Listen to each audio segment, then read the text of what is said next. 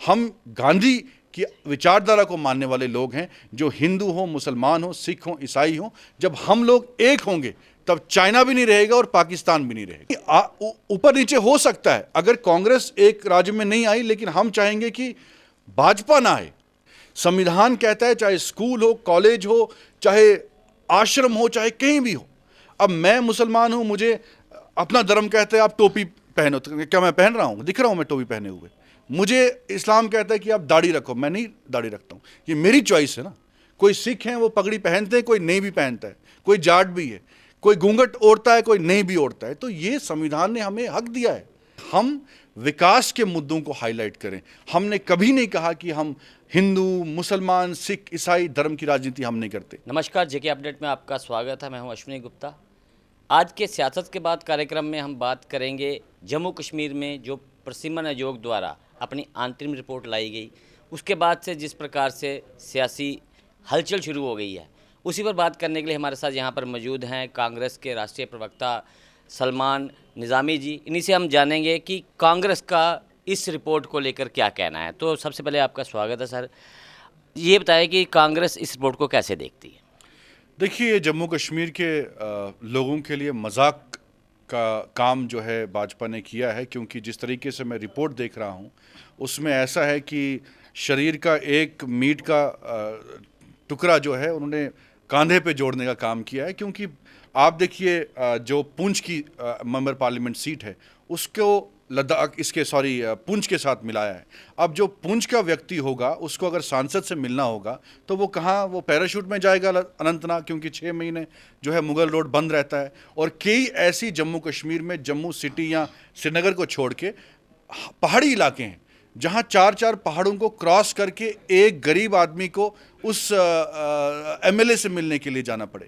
कांग्रेस ने नियाबतें, तहसीलें, डिस्ट्रिक्टें इसलिए बनाई थी ताकि गरीब लोग जो हैं वो उन डिस्ट्रिक्टों में नहीं पहुंच सकते थे, इतने किलोमीटर दूर नहीं जा सकते थे। चाहे किश्तवाड़ की बात करें, रामबन की बात करें, पहले डोडा एक डिस्ट्रिक्ट होता था, आज किश्तवाड़ है, आज रामबन है, ताकि गरीब आदमी जो है डोडा रामबन का जो है वो डोडा ना जा सके, उसको रामबन में ही एक्सेस मिले। अब ऐसा डिलिमिटेशन उन्होंने बनाया है ताकि एक कॉन्स्टिट्यूंसी 4 पहाड़ छोड़ के दूर है, अब किसी एमएलए को मिलना होगा तो वो आदमी जो है उसको 4 पहाड़ पहले क्रॉस करने, फिर उससे मिलना है। तो ये एक मजाक है और ये ऐसे शगुफे भाजपा पहले दिन से छोड़ रही है मार्केट में, ताकि लोगों का अटेंशन डाइवर्ट हो, रोजगार पे बात ना हो, नौकरियों पे बात ना हो। जो दावे इन्होंने किए थे कि 370 हटने के बाद हम रोज़गार देंगे, हम नौकरियां देंगे, जम्मू कश्मीर में आतंकवाद ख़त्म होगा, हम कश्मीरी पंडितों को पैकेज देंगे, उनको वापस लाएंगे और इंडस्ट्रीज़ कश्मीर में बनेंगी, जम्मू में बनेंगी, नौकरियां मिलेंगी। आज जम्मू में अगर 100 नौकरियां आपको किसी भी डिपार्टमेंट में पोस्ट निकलती है तो उसमें दावेदार जो है पूरे देश के युवा होंगे। आज हमारे पास नौकरियां नहीं है। आज यहाँ मैं देख रहा हूँ जम्मू में किस तरह युवा सड़क पे हैं, उन पे लाठियाँ बरसाई जा रही हैं।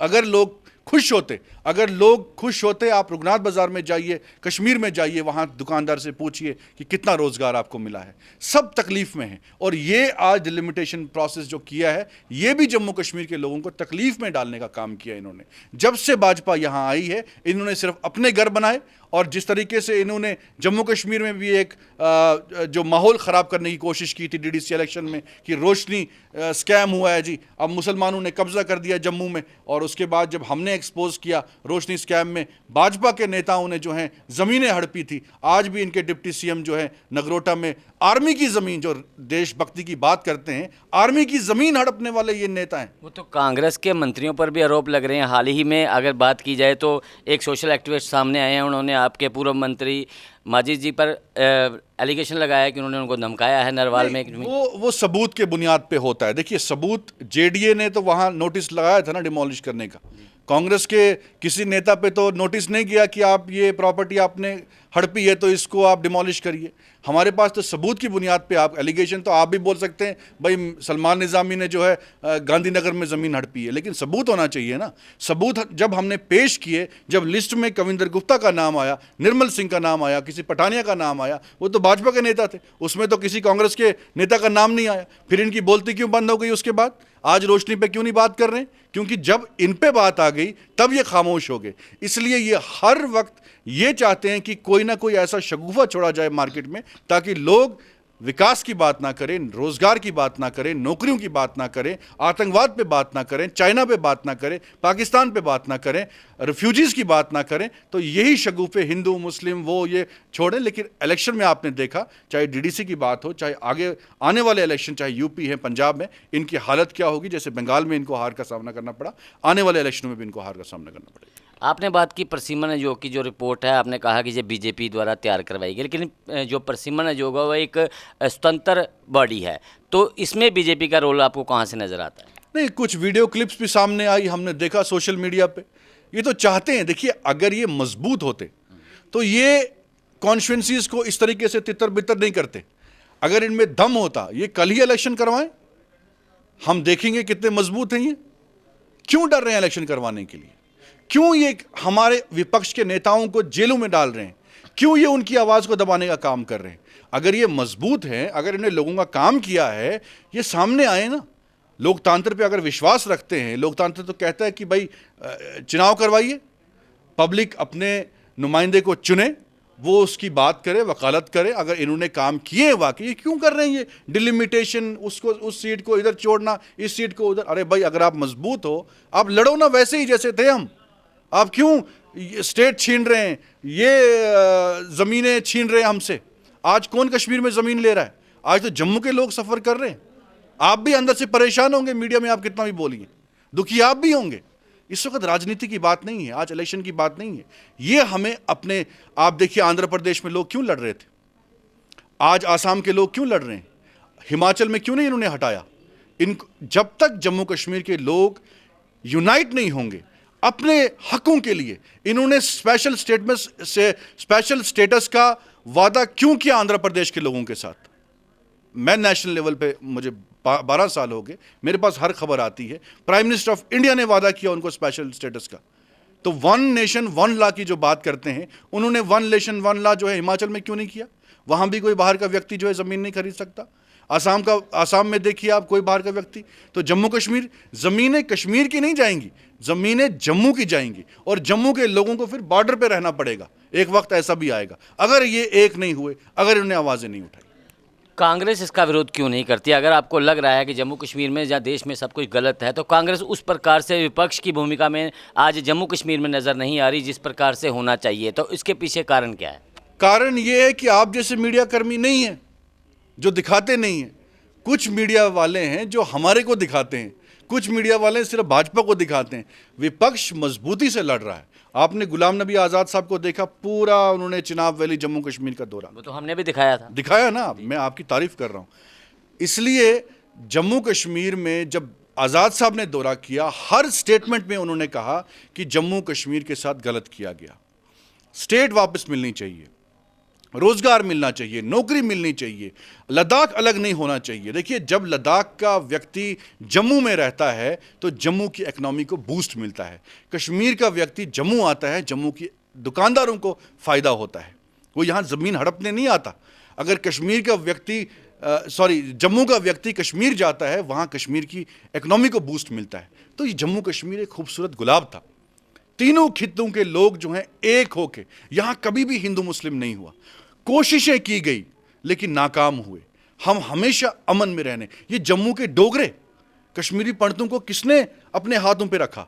जम्मू के डोगरों ने रखा। मुसलमानों को किसने अपने हाथों पे रखा?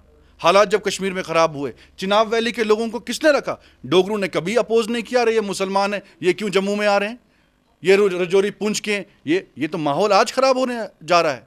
और करने जा रहे थे। लेकिन मैं शाबाशी देता हूं जम्मू के लोगों को, डोगरों को खासकर, जिन्होंने ये होने नहीं दिया। और उनको मालूम है कि अगर ऐसी हरकत हुई, ऐसे हालात हुए, तो हम लोग पिसेंगे, हम लोग सफ़र करेंगे। कर्नाटक में जिस प्रकार से हिजाब का मामला तूल पकड़ रहा है, पूरे देश में उसकी जो हवा जो है पूरी फैल रही है, आप इसे किस प्रकार से देखते हैं? क्योंकि 5 राज्यों में चुनाव भी हो रहे हैं, उसे लेकर क्या ये एक माहौल क्रिएट किया जा रहा है जहाँ ये मामला वाकई एक संजीदा मामला है? बिल्कुल। चुनाव जब आता है इनको सीए याद आता है, चुनाव जब आता है तो इनको मुसलमान याद आते हैं, चुनाव जब आता है या भाजपा जब फंसती है तो इनको तबलीगी जमात याद आते हैं। आज तो तबलीगी जमात की बात नहीं होगी, आज तो सीए पे बात नहीं होगी, आज तो हिजाब पे बात होगी। क्योंकि आपको मालूम है कि आप हार रहे हैं, आपको ना अपने विकास पे बात करनी है, ना चाइना पे बात करनी है, ना पाकिस्तान पे बात करनी है, ना रोज़गार पे बात करनी है, ना पेट्रोल पे बात करनी है, ना डीजल पे बात करनी है। उन मुद्दों से लोगों का ध्यान हटाने के लिए इन्होंने मुसलमानों को बलि का बकरा समझा है कि जब चुनाव आएंगे तो इनको खड़ा कर दो कि ये क्या खाते हैं या क्या पीते हैं, इनकी वो सिटीजनशिप हटा दो। तो अब हिजाब आ गया। अब सबको मालूम है कि हिजाब जो है ये देश का संविधान हमें इजाज़त देता है। वो आप किसी भी कॉलेज में जाइए, कोई जीन्स पहन के जाता है, हालांकि हमारा कल्चर भी इजाज़त नहीं देता हमें। अगर हम देश के कल्चर की बात करें, चाहे हिंदू धर्म हो, मुसलमान धर्म हो, सिख धर्म हो, फिर तो कल को ये बोलेंगे सिखों को भी पगड़ी जो है घर में रखनी पड़ेगी, तो वो पगड़ी के बिना स्कूल में जाएं, तो नहीं हो सकता। इसलिए चुनाव का माहौल है, इनके पास कोई मुद्दे नहीं है, तो ये कोई ना कोई शगुफा मार्केट में छोड़ते हैं ताकि टीवी वाले भी, आप लोग भी उसमें बिजी हो। नहीं, उनकी तरफ से तो ये तर्क दिया जा रहा है कि स्कूलों में एक प्रॉपर ड्रेस कोड होता है, वो उसका जो है ये हिजाब पहन के अगर कोई जहाँ जाता है तो उसकी वो वायलेशन है। नहीं, इसमें कानून नहीं है ना, कोई ड्रेस कोड का कोई कानून बताइए ना। संविधान देश का सबसे बड़ा कानून है। संविधान कहता है चाहे स्कूल हो, कॉलेज हो, चाहे आश्रम हो, चाहे कहीं भी हो।